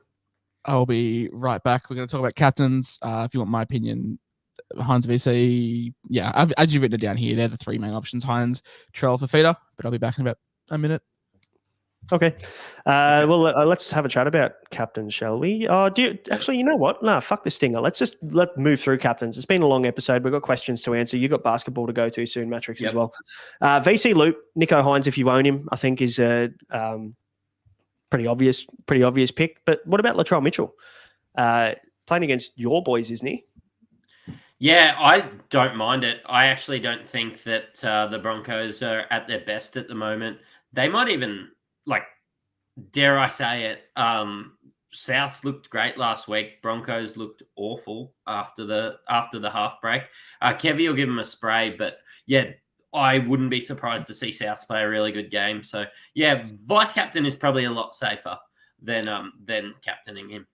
I think the obvious 3 VC options early on are Hines, Latrell, and David Fafita. And it just depends how you're playing that. If you're not a Hines or a Trell owner, then I think Fifi as your VC is the most obvious and pretty much a no-brainer. Then if you've got Hines or Trell as a VC, you can probably captain Fafita, or you can target the Roosters game. That's probably the way I'd play it. Teddy, Manu, even Dom Young. Like when you look at the Eels and how many points they leak to edges and wingers and centres, I think there's going to be a fair few overlaps. It looks like the Bulldogs absolutely fucking peppered the right edge defense of Parramatta yesterday. So there's every chance, I think, that we see Sam Walker's on the left, isn't he? We see Keary shred up that right edge. I'd be very surprised if we see Dom Young not score at least 1 try, if not a double. Well, that's all I'm thinking. You're talking vice captain option in a normal week. Fafita, yes, he might score 100. I might still not loop him. Dom Young could score 170. He could. It could be a massive week. Dom Young's done it twice this year so far, hasn't he? He's got the 150, and then he went and got the negative 15, and then he's gone a massive again and scored fucking 100 points in 9 minutes or something. So he can rack up points very quickly. And I think if they do what the Bulldogs did yesterday and they go down the right and Stephen Crichton shredded them up, I think if we see Joey Manu do very similar things, which I'd like to say Joey Manu is probably a better player, then I think there's it's close, yeah. There's every chance I think that Dom Young could be in the points, and Manu especially, if Teddy doesn't kind of crab him too much. But Josh, any other captaincies to add? Fafita, Teddy, Manu, Young? David Armstrong at 10:30 on Thursday night. Yep, that would be also fantastic as a Hines owner, but I'm sure that Mattrix wouldn't be too thrilled. So no, yeah. Apart from that, I mean, no, like. Yeah. Fafita, Terrell, and Hines have the best matchups. Would you go Teddy or would you go Drinky? Sorry, not Drinky. Teddy or Young? I think it's Teddy. I don't think I could captain Young. I could vice captain Young, which is why I'm probably looking at options with Deadwood's late, because Young might get 40 if they pepper the other side, much like we saw with Carraz playing against that team last week. And then I guess, is this chasing last week's points if we opt to captain Lomax? I mean, Lomax against Manly, though. Like, I don't mind that. I think Manly are well known to leak points too, Supercoach points specifically. Dragons are playing decent footy. I don't mind Lomax as a player, as a captain this week. But I think there's too many obvious options for you to go too rogue with captaincy this week. I feel like it's a bit of a boring captain's week where you just have to kind of follow the crowd for the most part, I think. Yeah. All right, let's talk. We'll talk our bets. Hey, actually, by the way, we did not mention our bet got up last week for the first time. I was going to say, did it get up? Yep. Finally, after we did that same game multi on the Rabbitohs, where I think it was Latrell to score a try, Rabbitohs to win, and what was your over 50, 44 and a half, or so, over 50? Yeah. So it's taken us 1 round 0, and 14 rounds, so 15 bets. So we're down 150. We won about $54 because it was only paying $5.40. We're down 96. We're back. We're getting on a roll. We're back. Yeah. I'm feeling it again this week. I reckon we're on here. So let's talk our bets for the week. Here comes the money. Here we go. Money talk. Here comes the money. We won't spend it all at once. And I don't know what your bets are. We haven't spoken about this, but I'm on David Fafita. Into the bet slip as we go. So let's do it. David Fafita, anytime try score at $2.80 against the West Tigers. I think I think it's immoral. I think that price should be $2.10 at the absolute most. So that's me. Matty? Dom Young double. $3. That just cucks my bet then. Great. Because I had Mike Acevo, Dom Young / Angus Crichton to score 3 tries at $2.70. Oh, well, you go that. No. It's all right. I don't mind that. Take that. And then Matty's good at coming up with shit on the fly. So yeah, let's go overs on the Parramatta Eels Roosters game. Oh yeah. Okay. Yeah. Oh yeah. Okay. Does that become then? Can you do that in a multi? I think so. We're about to see. Total points over 50. Yeah, let's go. Yeah, we can. So we're same game multiing the Roosters Eels game. So we've got Mike Acevo, Dom Young, Angus Crichton to score 3 or more tries over 51.5, and Fafita anytime at $10.88. But if we boost it to $11, so we put $10 on that, gets us 110, which would basically get us back even for the season. Even. Yep. See, it only takes 2 weeks, and then we're good. We're good. We're on the comeback. I like it. As Hamo said, losses don't run forever. Always chase. Always chase your losses. That's gamble responsibly. 100%. Of course. It's unlike you to be the responsible one. I'm a responsible guy. You've seen me in the Insight chats. I have. Let's answer some questions before we wrap this up. It's question time. Let's answer your questions for the week ahead. Josh, you're a Marju owner, so you can take this one. What do we do with Marju? Do we hold until Ponga's back and hope he improves, or do we flick to DWZ? Has that crossed your mind, Marju to DWZ? Yeah, it has. I think I'd rather just keep Marju as like a centre wing 6 and then just reap the upside when it comes back, because he's probably a guy that you do want, especially if he bottoms out at around like 420. You'd rather just have him and then not worry about having to get him back in. Yeah. Matty Sherwood, good friend of the podcast and very active in the Discord. What halfback would you get if you could get any? Also, is Schneider or Sullivan the first to trade Mattrix? Oh, dear God. Is Schneider or Sullivan the first to trade? Why are you in this position, Matthew Sherwood? That's what I'm heading for, but it's okay. I will give you a Band-Aid for your gaping bullet wound. What halfback would I get, if any? Oh, man. It's really tough through this period, but I think I would go SJ because you're going to need people that are going to play through this period. Like, you can't go... Jerome Hughes? Yeah, probably still Jerome. Jerome or SJ, just somebody like that that's not going to be playing Origin, that's, might not get injured through that period. I don't like what I saw from Dillbags next to Moses either. I would love to get Matty Burton, but yeah, you're probably right. Hughes. Schneider or Sullivan, I don't know, just get rid of Schneider. Sullivan probably still make you a little bit of cash the way that he's been playing anyway. James Gowing, what do I do with my 5'8s, Galvin and Tamari Martin? I'm in exactly the same spot. This is my 5'8 duo. Is KO Weeks an option or other suggestion? Look, this week, just play Tamari Martin and just bench Galvin and worry about it another week is probably my opinion, especially depending on how many trades you have, James. If you've got like less than 18 trades left, I think it's probably worth holding on at least for a week and then reassess next week and get a bit more info about what's going on with Galvin. Tamari Martin's still going to make nice cash this week too, so there's no need to really do too much else there. Adam88, one trade this week, Armstrong to TWZ. It seems like that's pretty popular, boys. Yep. Seeing some thumbs up, so let's go with that. Matty Sherwood, Liam Henry to Tarpany this week or next week? Josh, what do you reckon? This week if you have to play Henry. Yeah. Yep. Even though he's got more cash to make, Liam Henry? Yeah, but Tarpany has cash to make as well. So you'd just rather bank the points and just play the better player week in, week out. Yeah, you're probably not making enough cash from the difference between the two players, I guess, to really worry about it. Yeah, that's a fair call. We've talked about, sorry, Skitty, we won't ignore your question. We've talked about Armstrong a fair bit, so we'll park those questions. But Rowan wants to know, has Lomax broken the early game C curse? Big score on a Thursday night. Exception, not the rule. Mm-hmm. Fair. We've already, we've mentioned Hamo's squeeze requests. So Mattrix has to play basketball. We need him in peak 40-minute point guard form tonight, so he can't go sculling too many. How many trades do we have left, boys? Hamando wants to know. I have 17. 19. I have 18. Oh, nice. And that's what happened. See, my rank went up, but my trades went down, and you guys have held some trades now. So fuck, I could be in some trouble. Connor Watson, any love? No, not for 700k. Yeah, it's just the price. Like, if we were talking 550 again, I probably would.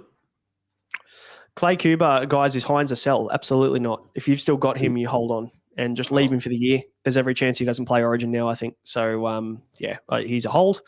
Ian Johnson trying to affect your trades this week, Josh. Can you afford Walsh to Chance and Armstrong to DWZ? Yes, but I want Teddy. That's the only problem. It's like I want Teddy. How much better? Is Teddy lengths better than CNK? Probably not. I just prefer the matchup this week. Is Marju a touch more than Armstrong to get you there? No? Oof. That's a good question. I haven't looked at Marju's price, so that could be a complete... Surely his price has tanked, hasn't it? 490 he is. You could... That's more expensive than Armstrong. Yeah, so you could use Marju to get into Desco. Yeah, because I was like 8k off, but then I'll have to look at my numbers for 16 and 19, but that's definitely on the cards. Yeah, like it. As per always, if you want final trades, we'll be in the Discord, and I'm home this week, so I'll be much more active in there as well. In the Insight Unlimited, we've spruiked it enough. You guys know where to go. First one first. See yous. Bye. Good luck. Subway order. Mattrix. He's got Mattrix's Subway order. Sorry, I'll change this layout. What's your favorite Subway order? What you go to? I have two. Okay. So if I'm hungry, it'll be Italian herb and cheese, obviously. That's just that's a clear go-to. answer. Toasted. If you get Subway fresh, you're a fucking cretin. Fuck you. I'm a fresh guy. Toasted with mozzarella, chicken schnitzel, pizza sauce, extra ham. So it's like basically like a chicken parmy. Oh yeah, nice. Lettuce, lettuce, extra onion, light carrot, spinach, salt and pepper, and the marinara sauce. And then if I'm feeling like light, it'll be toasted Italian herb and cheese, because that's just the obvious answer. And then just a BMT with the same toppings. Extra onion, light carrot, spinach. And then I think the sauce I get is like $1,000 or some shit like that. Yeah, $1,000 is good. Chipotle is also a fucking great. Goes hard. I'm a pretty boring guy. Like I'm the guy that goes to the pub and gets a chicken schnitzel every single time I go. If you say tuna or just ham, I'm retired. Fuck that. No. Come on. I mean, I'm just a chicken classic guy, or I'll get chicken teriyaki every now and again if I want to change things up. But just stock standard. I'm a Italian herb and cheese, but I'm not a toasted guy. I'm a fresh guy. Why? I don't know. I just don't like toasted. I don't know. Just not a fan. Crunch, because especially with Italian herb and cheese, like when you bite into it and there's a crunch, it's like, oh, it goes hard. Yeah, fickle. I'm so fresh. Lettuce, tomato, extra onion, chipotle sauce on a chicken classic. And that's pretty much me. I'm pretty boring, but does the job. And I'm not a big Subway eater. I reckon I'll have Subway maybe once. But also pro tip: go to Subway in the afternoon, like when they're about to close, because you get like fucking 10 cookies for like $4. Yeah, that's good. That's good tactics. We didn't actually star any other questions, but let's just quickly say. I started one. I started one because talk to us about TPJ. Yeah. I've had him for every season. I bought him last year. I've had him for basically every year that he's been available at some point. And there's so many narratives you can spin, because like under Wayne, like recruited him, light forward pack, looking like Tom Flegler career could be done, which is grim. Like Wayne Bennett today said that like his career could be over, and that not season, like career. So TPJ's been brought in for some reinforcements. Give him a couple of weeks, and could load up. I fucking hate it. I'm not doing it. I'm not touching TPJ. Because what happens when he scores 54 in 27 minutes and has like 8 offloads in the first game back? That's fine. Because he won't do it every game. Not a chance. Not happening. Like you know how you said Sam Hughes could be running on your bench? Yeah.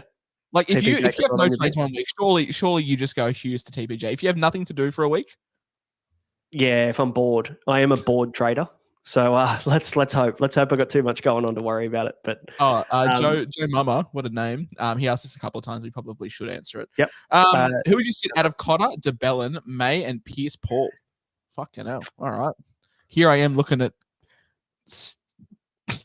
Joe Chen. Probably May. Yeah, May. Just looking at their bench, we saw the Roosters bench when May was very favourable, and Connor Watson was probably playing off the bench at that point. They've still got Sandon Smith off the bench, but then you got I think 3 middle forwards on the bench now. So yeah, it's not great. I'd really just if I could sit May, I would. But then the question becomes like, if we keep sitting May, like he's $600K, do we just sell? Yeah, to Tarpany. Yeah, like. That's the thing. Like I can't because I have no. Oh, sorry, I bumped that again. I have no boosts, but like May's a weird one because what do we do? Do we ever sell? How many 35-point games can we take? Yeah, it's tough, isn't it? I think I will probably just run out of trades and then really want to get rid of him, and I can't. And that'll just be the way that I hold for the whole season. I just don't see a point in wasting a trade on May. What am I going to get out of that trade? I'm going to get like an extra maybe like 7 or 8 points a game. Like anyone is capable of scoring fucking 42 as a front row forward, no matter what you pay. So I think I'm just going to ride it. I'll just leave Terrell May there. But yeah, I would sit him this week out of those 4, I think. I'm sorry. I'm from Drinkwater to Chance and Jules do you have? Ooh. That is the best jewels ever. So obviously the Armstrong to C&K is pretty stock standard, but Drinky to AFB. So I'm thinking this has to be like a Salmon, And a salmon down, and then like a feiner or a curran down. Jesus Christ! That's pretty cool. And then the last one from our beloved sponsor. Who would we sit out of? KPP, Appy, Strange versus North Queensland. Probably Appy. Appy at the halfback though. He's the 2 games he played at halfback last year. He scored 66 and 78. Yeah, but we're also dog shit. Yeah, we're dog shit last year. We won 2 spoons in a row. Remember? I don't know if I can sit. I'm never sitting KPP because you just get 60 doing nothing. No, you can take KPP out of the combo. It's Appy versus Strange. KPP will be priced at value next year, but he scored like no tries. I'm probably just going to start with him next year as well. Surely he starts to get some tries. But then Cowboys also suck. They do. I mean, are the Raiders that good definitively? Like, what Tigers are playing the Titans. That's the one saving grace I think that we have is that the Titans are also bad. Yeah, not on our level bad, I don't think, but they're bad. So I guess strange then. I'm sitting Strange out of that list. So now, but what Hamo does is he asks us these questions, me specifically, does the opposite. So hopefully, Strange is set for a big game. He'll sit KPP because we both agreed to hit the start. That is a good call. All right, guys, that will have to do us. Thank you for all of the questions coming through and all the love in the chat. We love it every single week. Hopefully, we see some green arrows for everybody now. And Ryan Hammond has just confirmed he has to now play Strange, which is great. We expect nothing less. But guys, if you haven't yet, please hit subscribe and like. We'd love that if you do enjoy the content. And also, if you want to get in and you want to chat about Supercoach, you want to chat with some other people, some like-minded sports fans, you can jump in the Discord. It is free to join, and if you want access to us, you can become an Insight Unlimited member as well. We've got the Insight Q&A, the Unlimited Q&A coming up as well. That'll go out either tomorrow night or Thursday morning before the round, so unlimited questions coming through that we'll answer on the pod. But otherwise, good luck this weekend, guys. All the best, and see you in the Discord. Catch you later. Cheerio.